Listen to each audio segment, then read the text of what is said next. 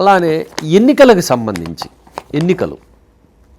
Mohinder Singh Gill versus chief election commission of India, ఇది 1978లో సంబంధించిన case. ఈ కేసుని ఏమంటామంటే ఎన్నికల రద్దు కేసు లేదా పంజాబ్ ఎన్నికల కేసు అని కూడా మనం చెప్పుకుంటూ ఉంటాం.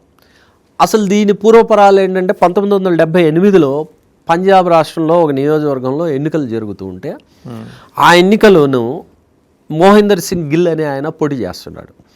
ఏ విధమైనటువంటి కారణం చెప్పకుండా దీన్ని ఆ ఎన్నికల కమిషన్ రద్దు చేసింది.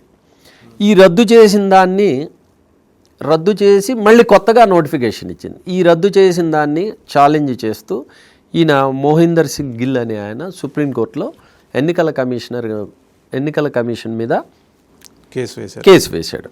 ఈ కేసు వేస్తే దీంట్లో వచ్చిన తీర్పు ఏంటంటే ఇందులో కూడా విఆర్ కృష్ణయ్యర్ గారే ఇచ్చారు తీర్పు.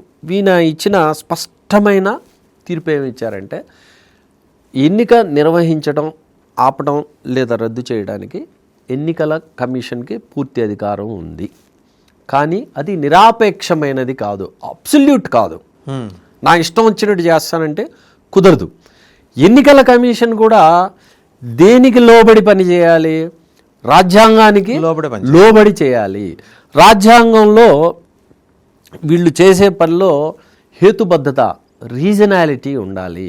అలానే న్యాయంగా ఉండాలి, ఫెయిర్గా ఉండాలి. నా ఇష్టం వచ్చినట్టు చేస్తాను అంటే కుదరదు. అలానే ఈ ఎన్నికలు అనేవి ప్రాపర్గా జరగడం, ఏది విధమైనటువంటి అక్రమాలు లేకుండా నిష్పక్షపాతంగా జరగడం అనేది ఇది ప్రాథమిక హక్కు. ఎవరికి సంబంధించి? ప్రజలకు సంబంధించిన, ఓటర్లకు సంబంధించిన ప్రాథమిక హక్కు. దీనిని ఉల్లంఘించడానికి లేదు. ఇది రాజ్యాంగం యొక్క బేసిక్ స్ట్రక్చర్. దీన్ని ఉల్లంఘించడానికి లేదు. ఒకసారి కనుక నోటిఫికేషన్ జారీ చేస్తే ఈ జారీ చేసిన నోటిఫికేషన్ని రద్దు చేయడానికి వీలు లేదు అని చెప్పి ఈ మోహిందర్ సింగ్ గిల్ వర్సెస్ ప్రధాన ఎన్నికల అధికారికి సంబంధించిన ఈ కేసులో డిసైడ్ అయింది. దీనివల్ల ఏమైందంటే ఒకసారి నోటిఫికేషన్ ఇచ్చిన తర్వాత మనం కేసు వేసి ఈ ఎన్నికను ఆపండి, ఆ ఎన్నికను ఆపండి అనే పరిస్థితి పోయింది. నోటిఫికేషన్ కనుక ఇస్తే దాన్ని అలానే కొనసాగి చివరిదాకా ఎన్నికలు మొత్తం ముగిసిపోయి ఎన్నికల ఫలితం వచ్చేదాకా ఆపడానికి వీల్లేదు అనే ఒక చట్టం ఒకటి తయారైంది.